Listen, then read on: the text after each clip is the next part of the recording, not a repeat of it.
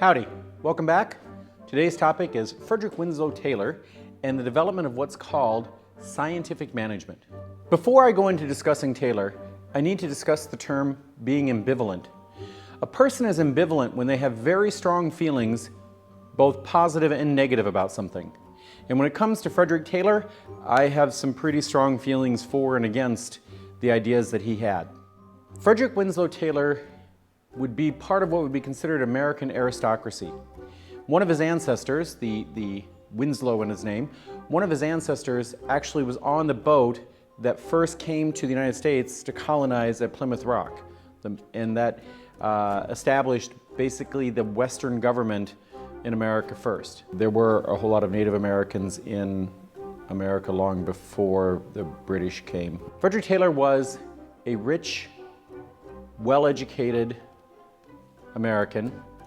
His mom took him to France and Germany when he was a child, spent at least a couple of years there. Back in the 1870s when she did this, that was incredibly rare.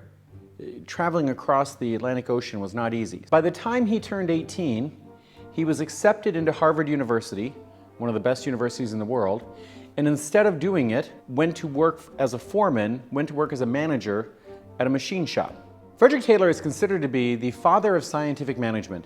And in scientific management, the main goal, pretty much the only goal, is how do we increase efficiency?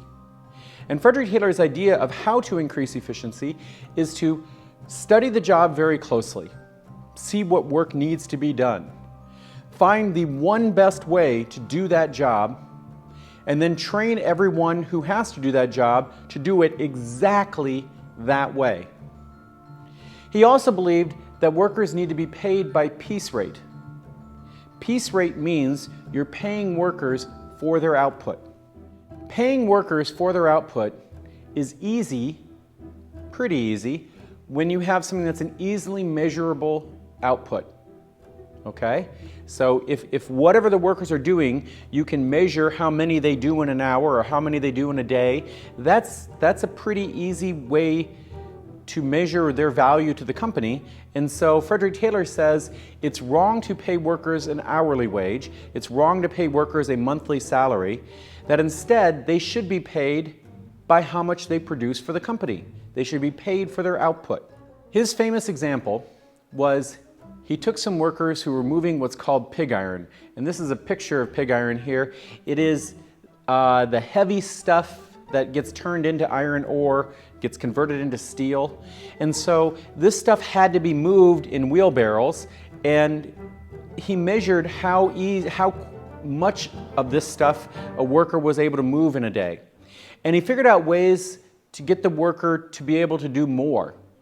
And so he found the one best way to increase production. And when he found that better production method, he was able to increase what the average worker could do in a day by 4 times. He was able, the worker could get 4 days worth of work done in one day, given Taylor's better ways to do things. So again, in Taylor's world, the idea of paying workers a salary is a bad idea. Paying workers an hourly rate is a bad idea. You should just be paying them for their output. And that probably sounds pretty reasonable to you. Probably sounds like, well, makes sense, but is it a good idea? Well, purely in terms of increasing efficiency, paying workers for their output is a very good idea. So what's the negative? When I was your age, I had a job selling electronics to pay my way through college. So I sold TVs and stereos and computers, even typewriters, cameras. I sold a lot of electronic goods. And I was paid on what's called a commission system. So if I sold a lot of cameras and a lot of computers, then I made more money. If I had a day or a week where I didn't sell much at all, then I made very little money. So I worked on the piece rate system that would have made Frederick Taylor very, very happy. Here's the problem with it. There were a lot of parts of my job that were more than just selling.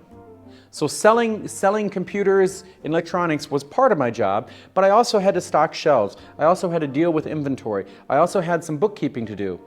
And I had some colleagues that pretty much refused to do anything that was not part of sales, because their attitude was, am I getting paid for this? If they're not getting paid for it, then they didn't want to do it. One of the negatives of paying people by piece rate is that the worker will focus on delivering a quantity, not necessarily a quality. If I know I'm getting paid for my output, I'm going to give you as much as I can. It doesn't necessarily mean I'm going to do a good job with it. Another negative is that the benefits of the increased production usually go to the company and not to the worker. In the pig iron example that I gave, Frederick Taylor paid a piece rate, the amount that they're paid for every wheelbarrow of pig iron. He reduced the rate so much that the workers had to work 250% faster, more efficient, just to get the same salary that they used to get. So the majority of the benefit of the increased production went to the company. A little bit of it went to the worker. That doesn't seem fair. Another reason why the negatives of piece rate is something I already addressed in my example from Montgomery Ward, selling electronics. And that is, there's more to any job than simply whatever is being produced. For example, what would you think about UAU paying the teachers by piece rate? Should a teacher who's teaching 200 students get paid more than the teacher who's only teaching 40 students? Frederick Taylor would say absolutely. Steve should be getting paid more because he has 200 students, and whatever faculty members are only paying 40 students, they should get paid less. He would absolutely say that. And here's what may surprise you. I don't agree with Taylor. Why not?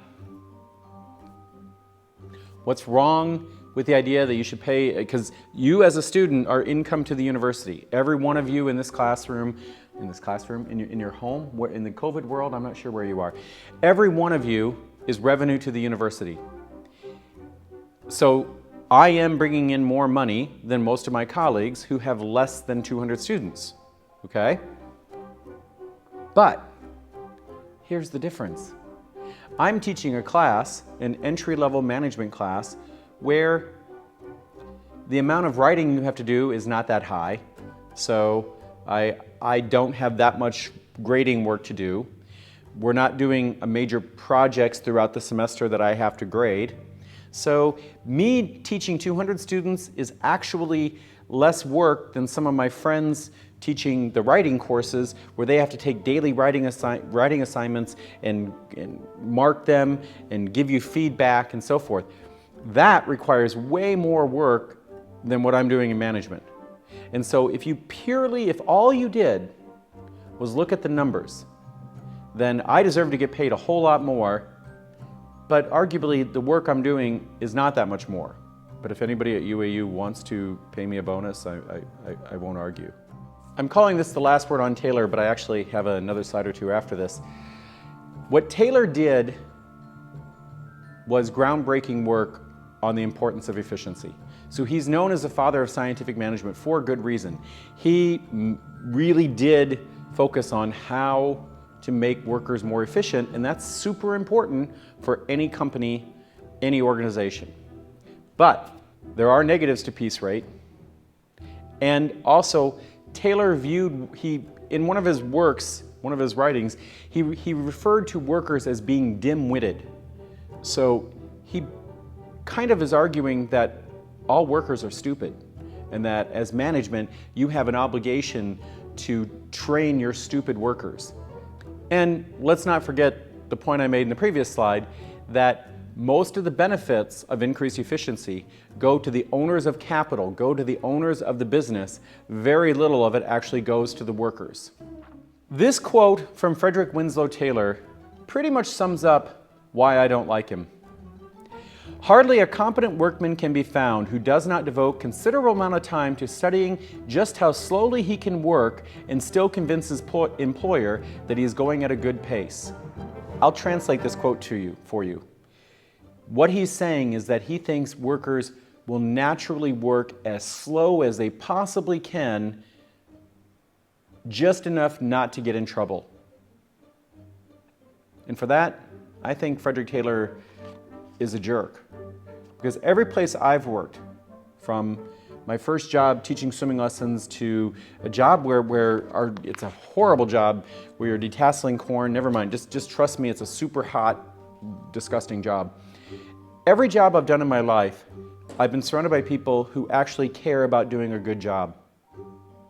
So his belief that all workers are naturally lazy more than bothers me. It's just, yeah, it's bad. So Frederick Winslow Taylor is a genius for what he did in waking up the business world to the importance of efficiency. But ethically, I would argue he was not such a great man because he began what has been going on for more than 100 years now of the owners of capital, companies and businesses, exploiting the working class. This couple, Frank and Lillian Gilbreth, in the history of management and all the people that we could study, some we're not going to study, of all the people we can study in the history of management, Frank and Lillian Gilbreth are my hands down favorite people in the history of management, and that's the story coming up next.